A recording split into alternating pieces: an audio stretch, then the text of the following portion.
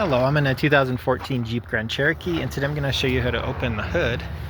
So first, from the driver's side, we'll go down, and you should see a lever here that's like a safety release. So if you could hear that pop sound, that was the safety releasing.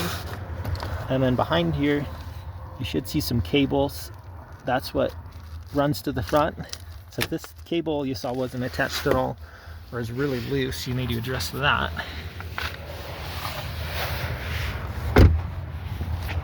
But otherwise, now that this is released up here, there's going to be another lever. Most vehicle models is towards the middle. This particular one is right around here. So I'm going to squeeze and lift.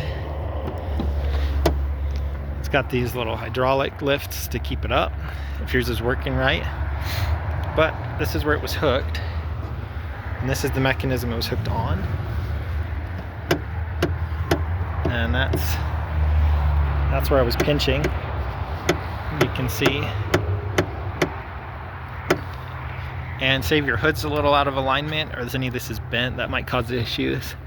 Might need to spray a little WD-40 to loosen up anything. Make sure everything's connected properly.